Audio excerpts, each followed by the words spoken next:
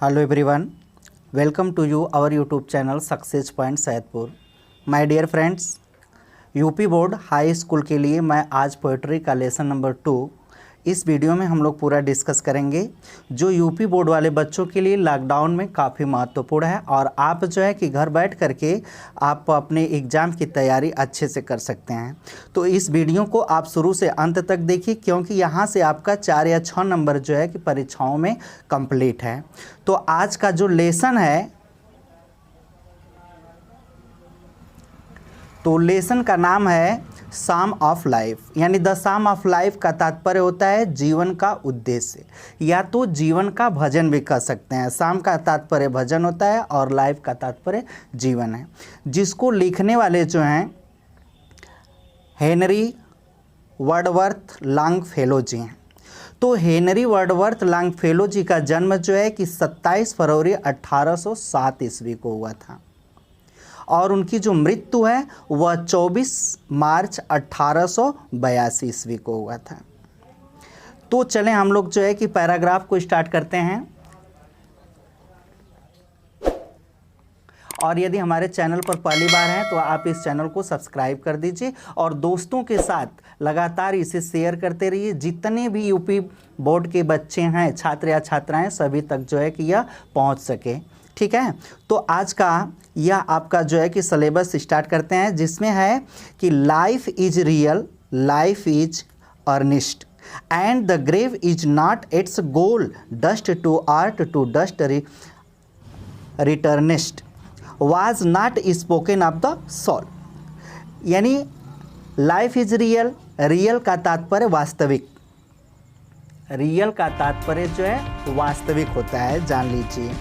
और अर्निस्ट का तात्पर्य होता है गंभीर, और ग्रेव का तात्पर्य आपका जो है कि कब्र या मृत्यु से है, गोल का तात्पर्य लक्ष्य है।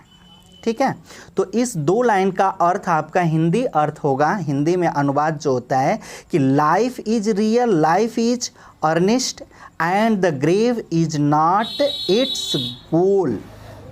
कहने का मतलब जीवन वास्तविक है, जीवन गंभीर है और जीवन का उद्देश्य कब्र नहीं होता है। Dust to art to dust returnest was not spoken of soul. मनुष्य की जो शरीर है वह मिट्टी से मिलकर बनी है, अर्थात मिट्टी है, और टू डस्ट रिटर्नेस्ट और मिट्टी में ही मिल जाएगी। Was not spoken of soul, यह आत्मा के लिए नहीं कहा गया है। अर्थात 4 लाइन का साधारण अर्थ जो होगा कि मानव की लाइफ के लिए H.W. लॉन्गफेलो ने बतला रहे हैं कि जीवन वास्तविक है और जीवन जो है वह गंभीर है। ठीक है, and grave is not its the goal, dust to art and dust returnest was not spoken of soul. इसका तात्पर्य हो रहा है कि जीवन का उद्देश्य मृत्यु नहीं होता है, धूल के कण से शरीर मिलकर बनी है और धूल के कण में ही विलय हो जाएगा। यह आत्मा के लिए नहीं कहा जाता है, जैसा कि आप लोग जानते हैं कि आत्मा जो है अजर और अमर होती है।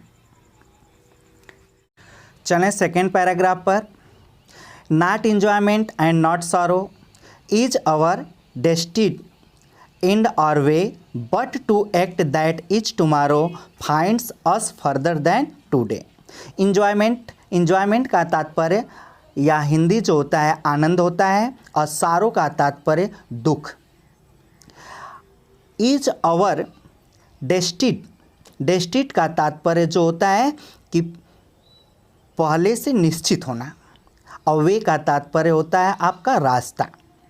बट टू एक्ट का मतलब होता है कार्य, टू इज टुमारो का मतलब आने वाला कल। Finds us further than today, further का तात्पर्य आगे की ओर। तो इस 4 लाइन का जो हिंदी अनुवाद होगा, इसका मतलब यह है कि not enjoyment and not sorrow is our destined in our way. यानी मनुष्य का जो जीवन है, जो मार्ग है, वह आनंद प्राप्त करना या दुख झेलना नहीं है।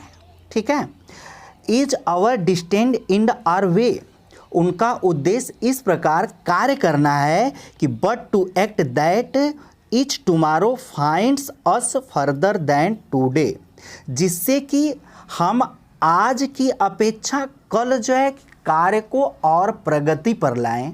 यानी कहने का मतलब क्या है कि उस कार्य को और प्रगति करें, उन्नति करें। ठीक है, तो इस 4 लाइन का तात्पर्य यही हुआ।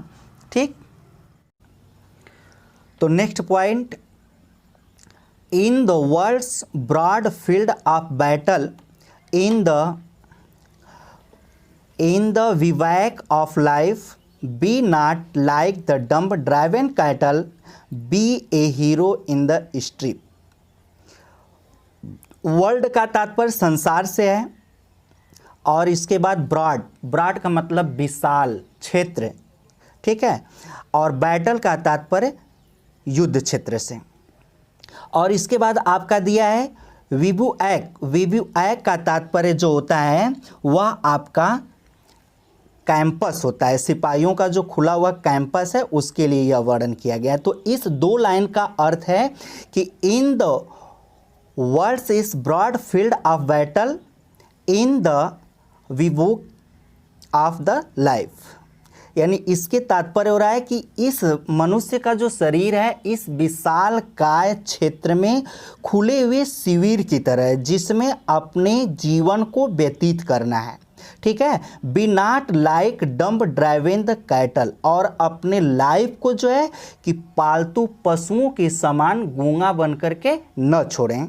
यानी लाइक ऑफ डम्ब, डम्ब का तात्पर्य होता है गूंगा, और ड्राइविंग कैटल अर्थात पालतू पशु जैसे भेड़ बकरी इत्यादि होते हैं, उसके समान जो है मनुष्य को नहीं रहना है। Be a hero in the street, वह अपने जीवन को संघर्ष पूर्व वीरता के साथ जो है लगातार संघर्ष करते रहे। तो इस तरह से इसका यह हिंदी अनुवाद हुआ। अब हम नेक्स्ट पॉइंट की तरफ चलें। नेक्स्ट पॉइंट काफ़ी important, let us then be up and doing with a heart for any fate, still achieving, still forging, learn to labour and to the wait.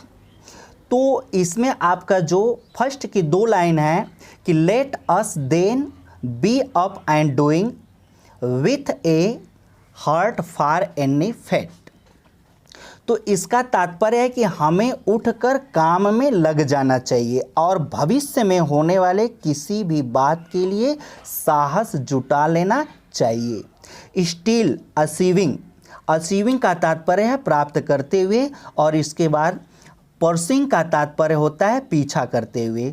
Learn to labour and to the wait, यानी इसका तात्पर्य यह हो रहा है कि हमें अधिक उपलब्धि करते हुए तथा अधिक प्राप्ति के लिए हमें लगातार काम करते हुए परिश्रम करना चाहिए और परिणाम की परीक्षा धैर्य से करनी चाहिए। ठीक है, तो इस प्रकार से आज का जो यह पोयम का हिंदी अनुवाद था। और यदि आपको यह न समझ में आया हो कहीं पर, जिस पैराग्राफ में यदि आपको न समझ में आया हो, चाहे वह मीनिंग हो चाहे हिंदी का अनुवाद हो, तो आप कमेंट बॉक्स में बतलाइएगा। इसको जो है कि फिर आपको इसका सॉल्व किया जाएगा। जय हिंद, जय भारत।